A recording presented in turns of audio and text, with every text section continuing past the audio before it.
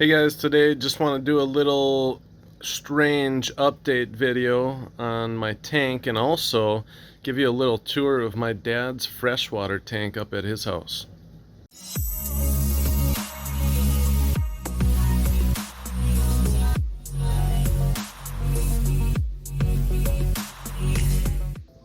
Okay, so right off the bat, I just a little bit ago vacuumed the sand bed, and I think I'll talk a little bit more about it later in the video, but I got the idea from R Reefer, and really a cool idea just to stick the tube down into the filter sock down below.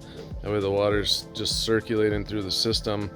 But really makes a huge difference. Like everything just lights up big time. But very happy, very pleased with that decision.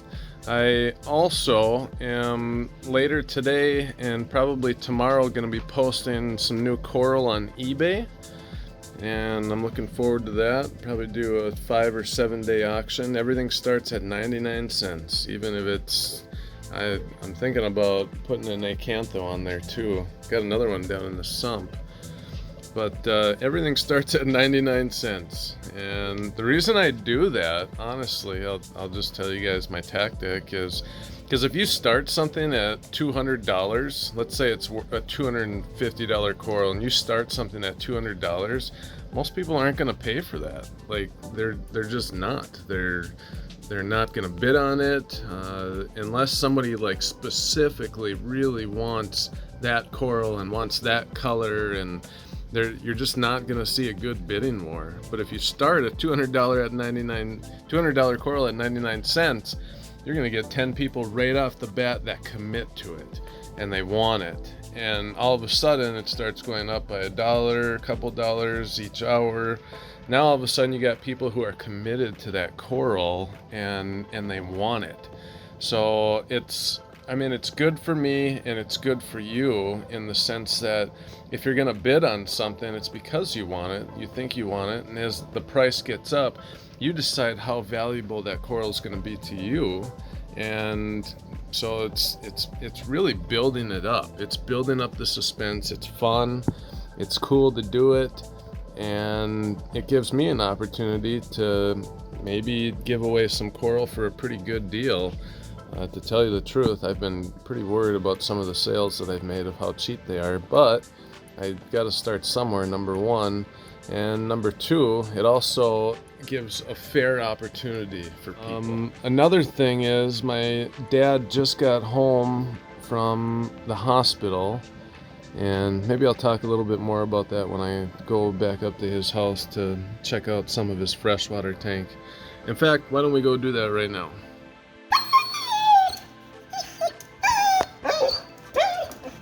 Oh, Gracie!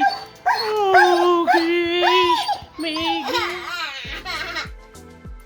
So this is my dad's house. You can see the hot tub. This is where Elion, our son, loves to come and play. Just very beautiful. A lot of remodeling and work going on right now. But zoom out a little bit here. Yeah, my grandparents owned a greenhouse, and I grew up in Eveleth, Minnesota in the greenhouse. Basically lived underneath the cash register. This is Judah. So I grew up and learned to love plants, learned to love gardening. So I got a big garden outside at my house. It's all part of the fun, right? Hobby people appreciate and enjoy the outdoors. It's just very peaceful, very relaxing. And there's the garage, and in the garage here is where everything happens. It's got in-floor heating. It's a mess in here right now, but there's the tank there, the freshwater. And then in that room over here let's just take a look real quick. This is it.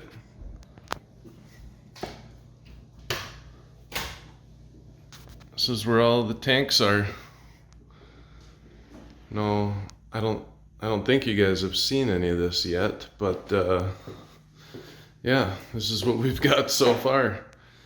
Everything's built, ready to go, got the glass siliconed in.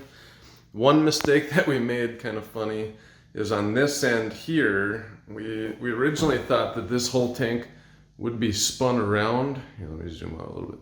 We thought it'd be spun around and that glass window would be down here and the tank would maybe be like in the middle here.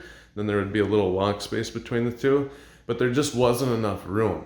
And so we wound up pushing it against this wall. We're just gonna take the closet door off, and then this tank is actually gonna sit right in between the two, and there'll be just a little stand there. And it's actually gonna be really cool. So I'm just super excited. There's the sump. We built the sump to put pond liner in there. So this is the 75-gallon tank that him and I set up probably about a year ago. The glass is pretty dirty. My dad just got out of the hospital today from his surgery, getting his kidney removed from his kidney cancer. So kind of an exciting day to be back home, and they won't know for a couple of weeks if the cancer is spread outside of the kidney because they have to do some testing. But it's just nice for him to be back home, and nice for us to be able to be here with him and for him. And so I just thought, you know, let's take a look at his tank and see how it's doing. I've done a few water changes for him over the last month, just to try to help keep things in balance. And every fish in this tank is extremely healthy. And for those of you who know freshwater, you can actually see that it's a smorgasbord of fish. We got the silver dollar swimming around. We got some clown loaches. And clown loaches, when they get big, they get expensive. These guys are about 4 inches now, and really cool. Look at this guy. Just a beautiful fish, beautiful blood parrot. There's another blood parrot down there.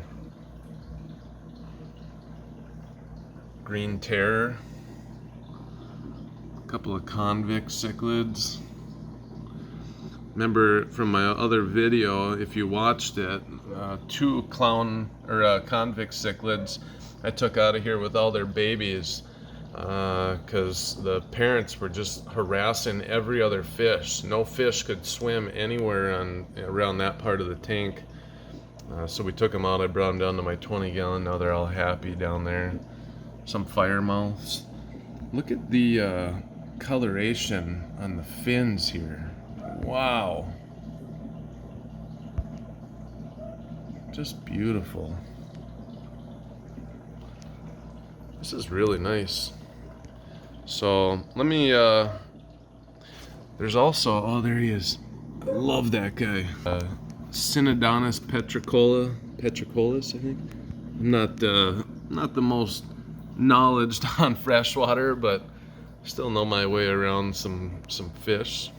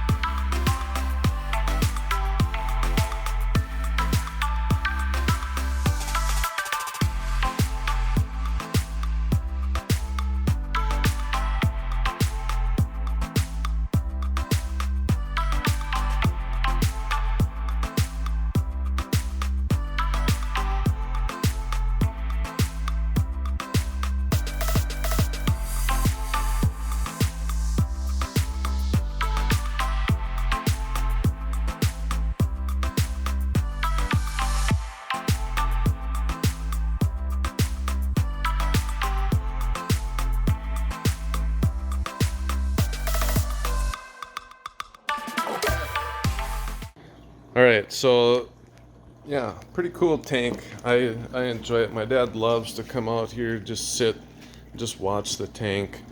Uh, Big screen TV up there, bar counter, and the tank's powered by one of the Penguin BioWheel 350. I think it's Marineland. Yeah, Marineland Penguin.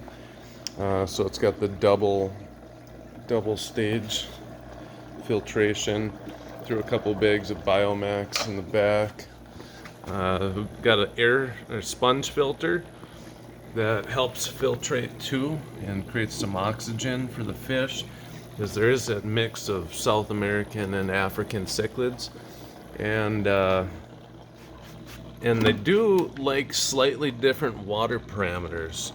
So, I mean, we do use a little bit of cichlid lake salt, just a little bit, just under the recommended dose, and we use a little bit of buffer, try to keep the pH between 7.8 and 8.1, and kind of similar to a saltwater tank actually.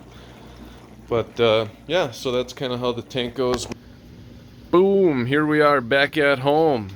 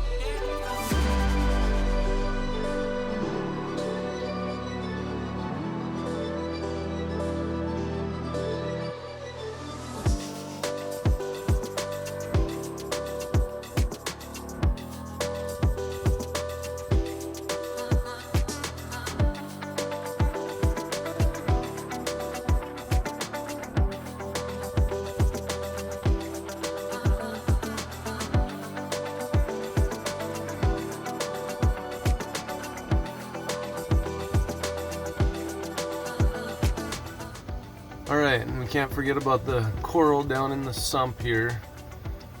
So, kind of a little bit of overflow. Some of the stuff that I sell comes and sits down here.